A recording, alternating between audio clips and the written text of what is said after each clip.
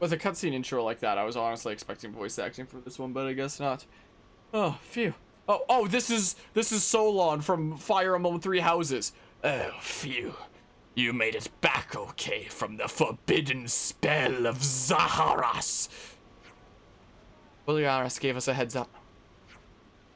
We heard what happened, so Ethel's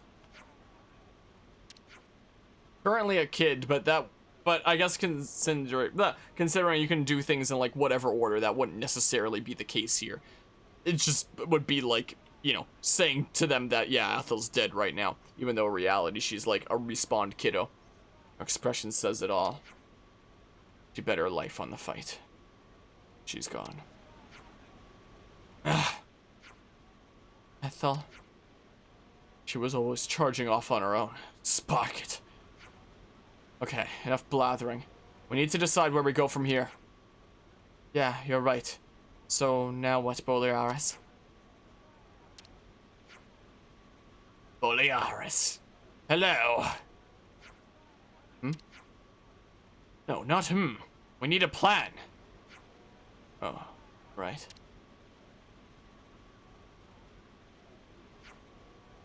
Sorry, I need some time to think.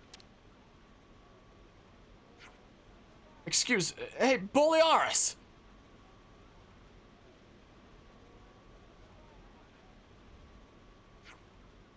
It's taking it pretty badly, as you'd expect.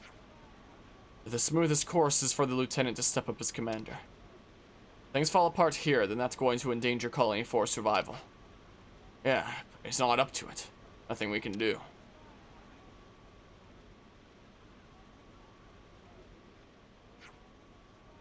We need Ethel now more than ever if we hope to conquer the Church of Cerus. Bolearis. Rousing Bolearis. Alright, yeah, set as active quest then. So that's the state of affairs. One other thing that I wanted to mention this stream that I forgot to mention earlier is that since I've been going so ham on this series, and since, you know, it's August 31st now, since it's after midnight, but this is already cut up into like so many parts that this goes into late November. One of my concerns is like, with this whole daily upload schedule, what if the freaking finale, like the end of the story of this series, isn't before like the end of the year, you know? Like, I am absolutely certain at this point that this series is going to, like, go into the new year. Like, I have no doubt about that at this point. But, the question is, will I be done with the story before the new year? Because, you know, I do want to do a bunch of side content, but, you know, for anyone who's interested in the story, I also want to be courteous and not take, like, too long before finishing off this story to the point that, like, the new year starts, you know? So, I think what I'm going to try to do here is recruit the final party member. And that's why I'm doing these Colony 4 quests now. Get everyone recruited. I'll probably do some, not all of the Ascension quests. And then, like, finish off the story of the game. And then start committing to side content from there. And then I should be able to level down as well. So it'd be a lot more easy to mess around with classes, I think. You know, is the case. And Guzman, it sounds like you're having some trouble with your Hemogoblins. Oh, I could just chat here. Wait, you're really going to accept? Yes! Come on, mate. You're the one who brought it up. It's strange for me to say, but it's quite the selfish request. Nothing I could have done if you changed your minds. Do you trust us a bit now? I do. Learn not to be so hasty in judging people. So, what's the plan? Essentially, there are 3 monsters to take out. But not essentially. It won't be easy. Which is why you came to us? Good guess. These 3 are pretty big deals. They control all the monsters around the colony perimeter. Could say they're the boss monsters. We scouted out their lairs, but Colony 4 doesn't have the firepower to spare on an extermination mission right now. Deploying all the squads who are meant to be protecting the colony would be pretty backwards. But, as long as these bosses are running wild, we can't resolve the monster attacks. Exactly. So, think you can do it? In our sleep! We'll take them out in no time! Can we find out any more about these monsters? you want to know more, then you should ask the scouts who found the lairs. My team, actually. Jeremy, Flaran, and Jord are your guys. Oh, wait. Wasn't Jeremy the one who was with you before? I mean, Takumi? Ah, yeah. Look, if he gives you any grief, report it to me and I'll deal with him. First order of business is to talk to those 3 scouts then. Thanks for this, and good hunting. Oh, this is a different one. Jord's request. Okay, so it won't be my active one now. Ah, so it'll be like 3 ones here. Alright, so we'll do Bolearis' thing first. So that's the state of affairs. Yeah, so we'll talk with him first there. So you're one of the ones that wants me to take out a particular monster. So if I talk with you, will it just mark it on my map? That's alright, brief me. I'll give you the info we collected on the monster. I may as well talk as I'm going by here. Much appreciated. It's a wolf, but it's bigger than a normal one. It covers a wide territory and is extremely agile. We analyzed its movements and confirmed Piento Basin as the site of its lair. That sounds like a location that you'd find in Super Mario Sunshine. And that's about it. Thanks. That's plenty of information for us to be getting on with. Don't let your guard down. We've already lost friends to this. We'll take it seriously. We'll do our best to put it down. Thank you. Alright, yeah. So I'll talk with anybody as I go by. As the plan there. That is the plan. Alright, so Aurora Borealis is over here. It seems like. All the way at the top of Argentum Trade Guild.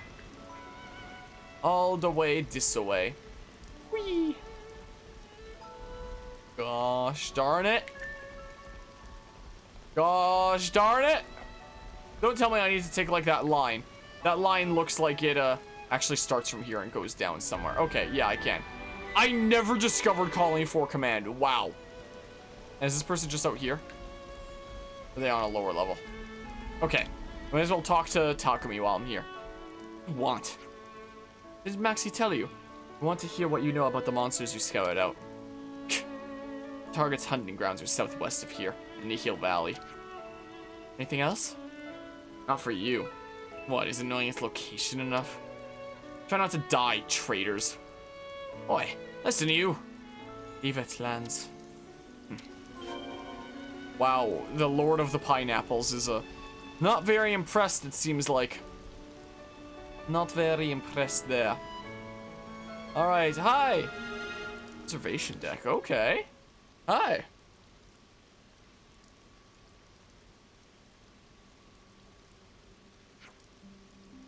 Commander would come here often when she needed to think. Told me her favorite thing in the world was the view of Colony 4 she got from here. We vowed to follow her to the ends of the world. The kind of person she was. Ethel will always be our commander. I can't imagine anything else. Sorry, Bolearis. Don't know what to say. Sorry. Guess I must look very pathetic to you right now. Say, you reckon you could do something for me? Yeah, of course. Anything. You take me to where the commander had her last battle. Bolearis, that's...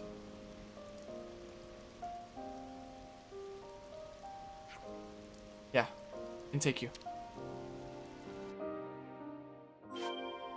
Alright, I guess we're taking him to the place then. I guess we're doing that. Yeah, let's take him for a little field trip on the magic school bus here. Over to the Feronises. Is what we shall do. Or Levinuses, I guess. Well, they were Feronises because they had flame clocks attached, right?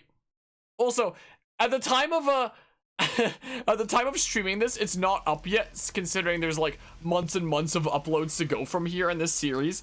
But thinking about the magic school bus, in the part of the story where we go to prison, I don't know why it suddenly came to me, but when I was cutting things up into parts and like coming up with titles for things, I decided that the episode where we go to prison, I would title, "Where are we going today, Miss Frizzle? Prison!"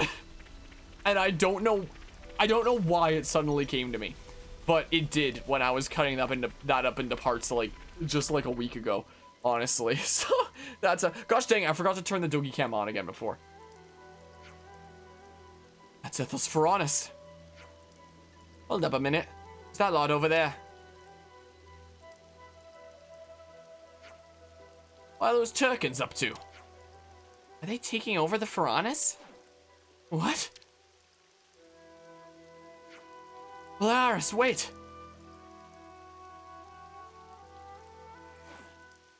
Get away from that Ferranis! How dare you defy Commander Ethel's resting place! Tear you all to pieces!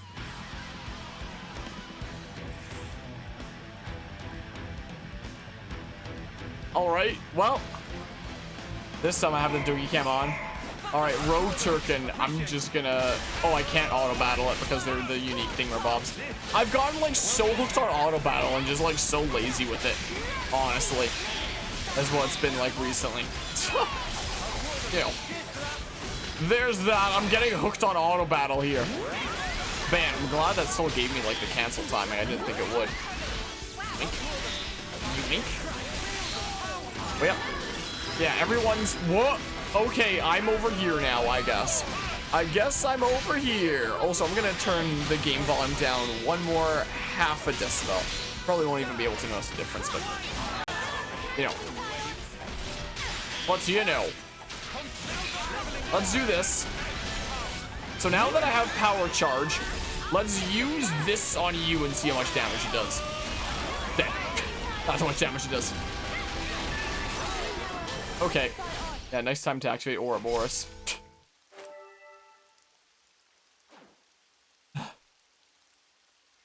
Learned your lesson now, feathered menaces. Somewhat down, Bolearis. We lose you too. Just tell me one thing. How did the commander die? Fought with everything she had to settle things with Kamaravi. Not even Mobius stealing her flame could shake her will. So noble. Felt like I was looking at the sun. It was so glorious. See. Thanks for telling me. She fought, true to herself, bitter end. Well, then I guess I have my own fight to fight. I have to defend her legacy. Let's get back to the colony, Bolearis. Everyone's waiting for you.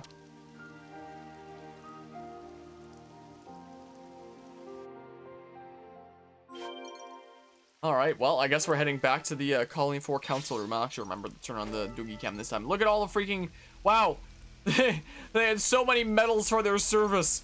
And then we just went and freaking messed them up for just looking at that Ferranis, I guess. Wow. Sucks to suck, I guess. I don't know.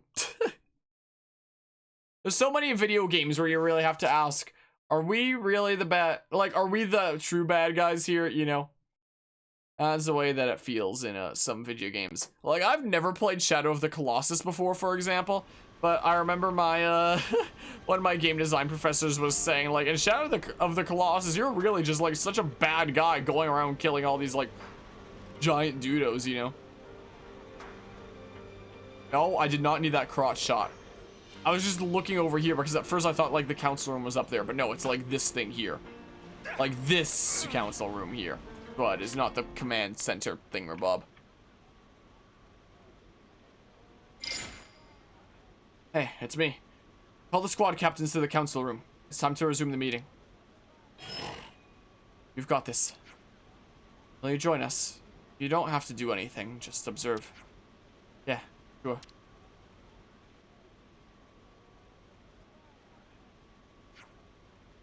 First you run off, then you resume the meeting like nothing happened. You're playing at Bolearis. I'm sorry, everyone. I'll explain everything later. But before that, there's something I've got to say to you. Then you better... Then you'd better come out and say it. Much like the Fellstar came out of even the darkness itself. Okay then, listen up. I, Bolearis, hereby... resign my seat as lieutenant and take on the role of acting commander. What? What? You can't just... Wait a second. What did you say? What do you mean, acting? Maybe I can explain if you'll shut up for a minute. Look, I'm not cut out to be commander. Who said it? Not us. She's the only commander we'll ever have. I know you probably think so. And Spark it, I agree. The Colony 4 won't last much longer like this. We cannot lose the colony Commander Ethel left in our hands. So I'm stepping up in her place to lead this colony. Certainly need someone who can command us all, but... And what's with this acting idiocy? It's not the magnificent announcement you seem to think it is. You're joking, right? Sorry, Denzel, but I'm deadly serious. I know some think I'm not suited to the role, but I can't hand it over to anyone. I don't see a problem with it. I didn't think you'd be on board with this, Maxie. Ethel had an energy that we lack. And that energy is what let us get to silver in 3 terms. I can feel something similar from Bolearis now. I think it's a good direction to go in. Looks like our maverick loose cannon is mellowed out. I learned that you have to change if you're going to survive. You have to learn to accept anything. We need to bring our colony back to the top, for we are those who slither in the dark. That's what you're saying, isn't it, Maxie? Well, I suppose this way is better than some indeterminable yawn-fest to decide your successor. Decisiveness was one of Ethel's Colony 4's precepts. Well, now that you've declared yourself, hope you'll be up for the job, acting commander. You mean, now that we're all agreed, you'd better start ordering us around, acting commander. Yeah, I'll take care of everything.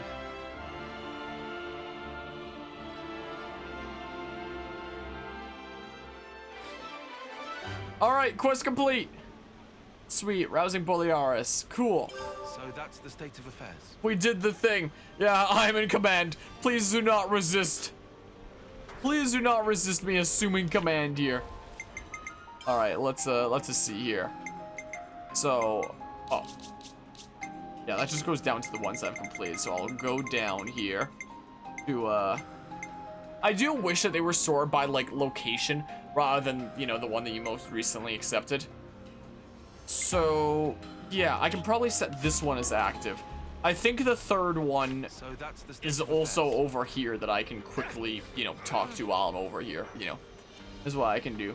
So yeah, I guess Bolearis is the acting commander there. Also, thinking about that, that kind of discussion there. It's a little bit off topic, but hold on, let me talk here first.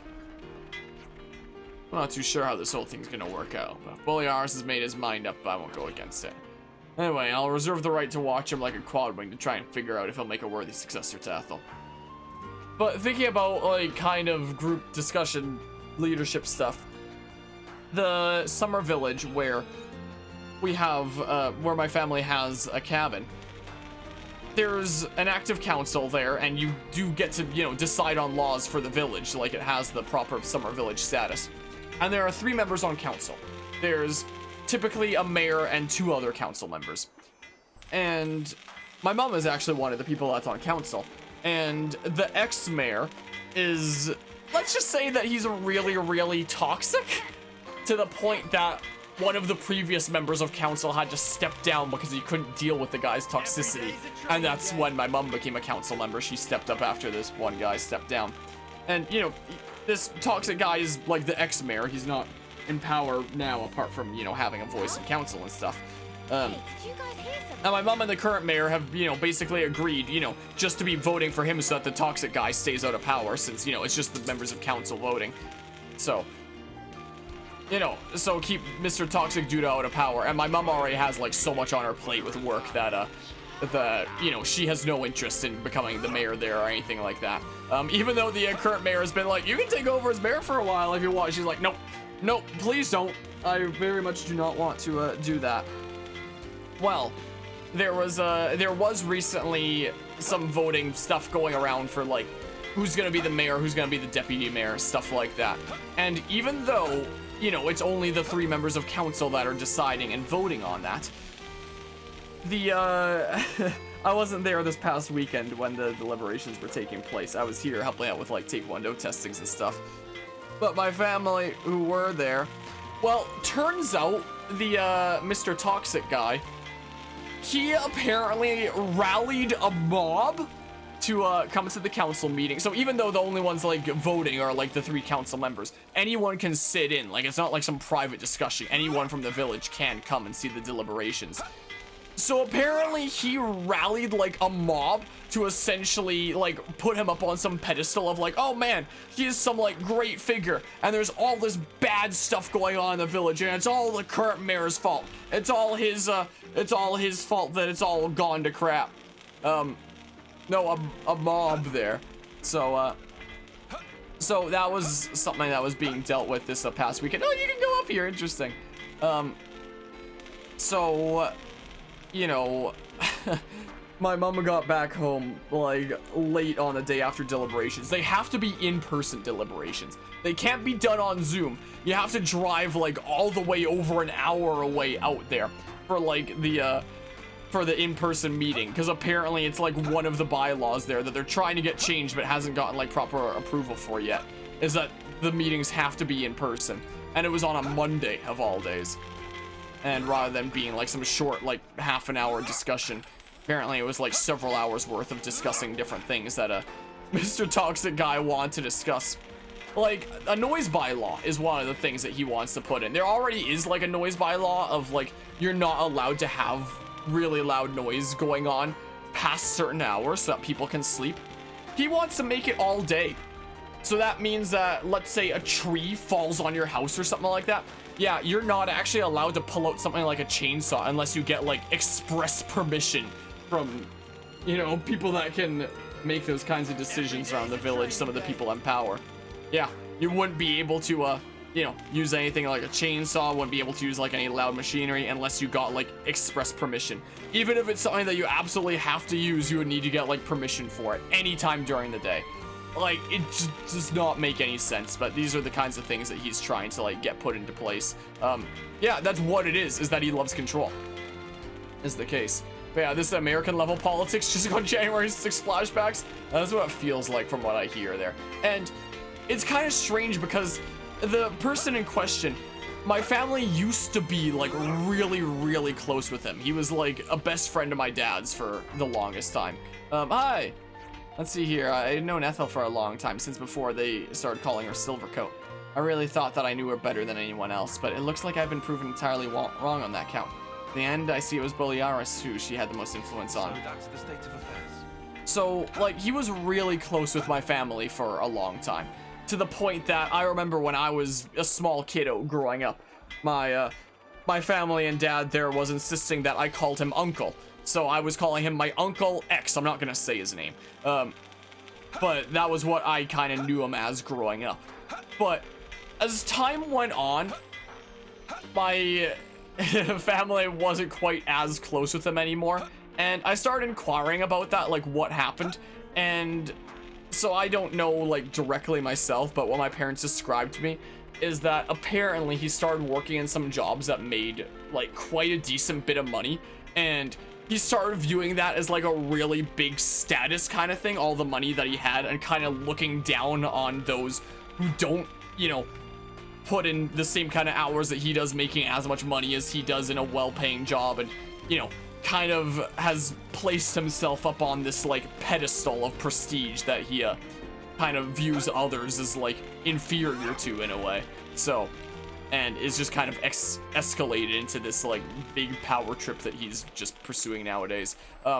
It's absolute power corrupts absolute scenario. Yeah, and he was the mayor for a very long time, but you know, he he got voted out due to his toxicity, and now he's just a member of council.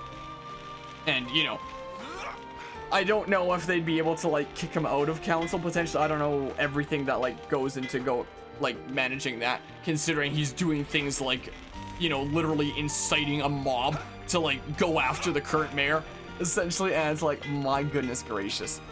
Also, my mom is not very impressed about like becoming the deputy mayor, because it means like more things on her plate is the thing. So she was telling me after she got back home that she texted her best friend, and the text was saying like, fuck, I'm the deputy mayor now. And her best friend's response was, fuck. So she's not exactly super impressed there, because she has a lot on her plate there. And, you know, sometimes I do wish that I could help a bit more with all the stuff that she has going on her plate, because nowadays she's, you know, the main breadwinner of the family, considering my dad's all on, you know, workers' comp and injured and stuck at home and stuff like that. And she's, you know, always got a crazy backlog as the research coordinator of this study that I'm helping work on and stuff. So now as the deputy mayor and dealing with the toxicity of this guy being added to her plate as well, she's not exactly very impressed, and it feels very much like it's really getting to her sometimes. And I wish that there was more stuff that I could do to, you know, help alleviate that. So yeah, that's so anyway, it's a little bit off topic, but thinking about like deliberations there in that, I figured that's the time to talk about like some crazy stuff going on there. So yeah, that's some real life stuff going on over here. Meantime, here you are. I guess you want to know about the monster. Correct. Will you be willing to give us more detailed information? Your enemy's the boss of the Arachnos, and if that wasn't trouble enough, it'll have brought its minions along. If you want to be certain to catch it, you want to ambush it by Raptor Perch. Makes sense. Raptor Perch, you said. Where is that exactly? In the middle of Danug Desert, east of here. Got it. We'll take a look. People died even to get this much information, you know. But we have to defend the colony. So I don't say this out of duty. All our hopes go with you. So, yeah. That's that whole weird situation going on there. So, you know, part of me was a little bit glad to have been home this past weekend. Part of me feels like I should have been there to help, you know, be support and stuff. But, you know, I was busy this past weekend with first black belt retesting and then helping out with like the color belt testing the following day. So, you know, I was occupado with some things there. I was also dealing with a bad employee. Bad as in they did some illegal stuff from what you overheard. But you didn't ask for details because it's not your business there, geez. But yeah, let's just see here. My guy is Megatron. I feel like Megatron himself could be a meme like Senator Armstrong, you know, just get those kinds of vibes from, I mean, maybe there. Oh, are you a unique monster? Never a dull moment, eh? To the point that this is gonna make like a new fast travel thing? Wait. No, I don't think so. It's not the unique monster battle theme. So I was about to say, would it have been worth like reclassing Lance to Soul Hacker just for the sake of like hacking this dude's soul, you know? Or something like that. But yeah. Yeah, hopefully it wouldn't be anything like that in that situation there, Mortis. Hopefully it doesn't turn into anything like that in our situation either, but it probably will. Okie doke, Guzma. But yeah, so that's what's going on there. Okay, so hi, silly Doogie. Can't really see on the Doogie cam, but sometimes she's lifting up her head and looking over at me. Quest complete, sweet. Cool, nothing. I guess because it's part of like an overarching quest of like do 3 other quests. So I guess I'll individually grab them here. This is what I shall do. So yeah, you know, it's funny. We've had like a couple conversations today about dealing with like bad people in power and groups. Like first it was the game group project in university, and now it's the council out at the summer village that we have a place at. So there's that. Oh my goodness gracious. That's, whoa, not how that works. Okay, cool. Okay, neato. Yeah, so just a bunch of dudos tied to these quests then. It seems like. Take this rock. Or not. This way. Take this rock. And this one. And this one. I wonder how many people have legitimately had the patience to like actually kill enemies just by throwing rocks. You know? I'm sure that there's probably some out there that have, but you know, you have to have an insane amount of patience for that. Also, I could potentially move my chair in a little bit and then you have like a better doggy view. But now I feel like pretty far in. Yeah.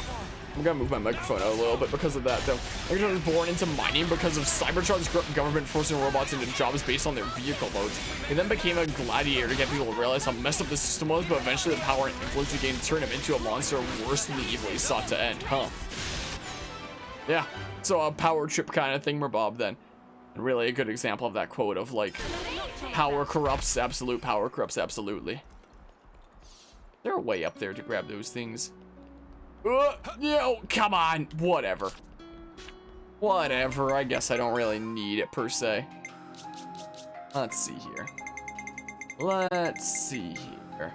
So then, Flaran's request, yeah.